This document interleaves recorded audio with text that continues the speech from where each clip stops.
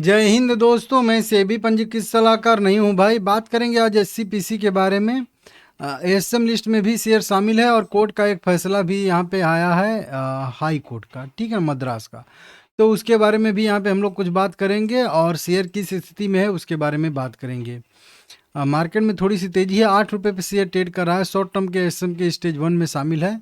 74 lakh equity share इसमें total trade हुए हैं। छोटी सी कंपनी है, ठीक है ना। शेयर होल्डिंग पैटर्न का भी अपडेट आया था और कुछ खास बदलाव नहीं थे। प्रमोटर की होल्डिंग घट गई थी। एफडीआई की होल्डिंग थोड़ी सी घटी थी, आधे % और पब्लिक की होल्डिंग बढ़ी थी।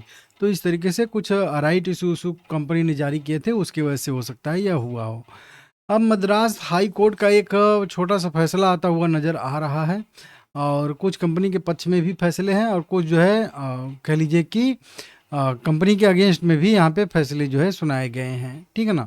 सबसे पहले 30 अप्रैल को एक एनसीएलटी में मामले में अंतरिम आदेश आया है मद्रास कोर्ट का, जिसमें कुछ बैंकों के कंसोर्शियम को ट्रस्ट और रिटेंशन अकाउंट से लगभग 15.7 करोड़ रुपए की राशि निकालने की अनुमति दी गई है।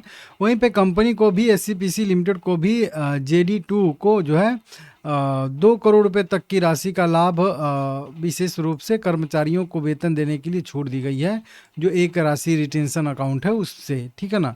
वहीं पे निर्देश पर ट्वारिट कंसल्टेंसी सर्विसेज JD1 जो है उसको भी यहाँ पे ट्वारिट कंसल्टेंसी सर्विसेज प्राइवेट लिमिटेड, इनके बीच में ही मैटर है। 15 दिन के अंदर हाई कोर्ट में रजिस्ट्रार जनरल के पास 2.5 करोड़ रुपया जमा कराने के लिए यहाँ पे कहा है और तिमाही बेसिस पे 27.5 करोड़ रुपए का जो है यहाँ पे फंड के स्रोत का हलफनामा शपथ पत्र भी इनको दाखिल करना है। तो यह सुनवाई, अगली सुनवाई इसको जो है 23 जून 2026 को होने वाली है। ये मैटर एक समझौता या मध्यस्थता जो है समझौता है।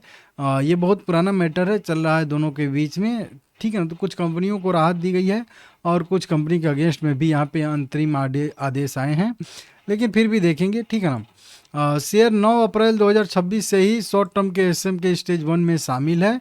अभी तक एक्टिव है। पहला रिव्यू और दूसरा रिव्यू इसका हो चुका है। अब तीसरे रिव्यू का इंतजार रहेगा। तीसरा रिव्यू अभी इस महीने के लास्ट तक हो सकता है। अगर उदाहरण के तौर पे बात करेंगे तो वहीं जो 25 से लेके 29 वाला हम लोगों का हफ्ता चलेगा मई में, उस हफ्ते में कभी भी इसका रिव्यू हो सकता है, ऐसी संभावना है। ज़रूरी नहीं है कि एसएम की लिस्ट से बाहर आएगा, लेकिन मतलब एक अपडेट यहाँ पे है।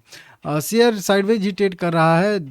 यहाँ पे एक पॉजिटिव क्रॉसओवर हुआ है। 20 DMA ने 50 DMA को ब्रेक किया है। 100 DMA पे है, ऊपर 200 DMA है 10 रुपये पे, जो कि टच करने के लिए जा सकता है। नीचे 6 रुपये पे सपोर्ट है, 10 रुपये पे रेजिस्टेंस है, 13 रुपये पे जो है इसका ऊपर का दूसरा रेजिस्टेंस है। खरीदारी बिकवाली का कोई व्यू नहीं है। मैं सेबी पंजीकृत सलाहकार नहीं हूँ, आप लोग अपने हिसाब से देख लीजिएगा, ठीक है ना। बाय सेल का कोई भी रिकमेंडेशन यहाँ पे नहीं है।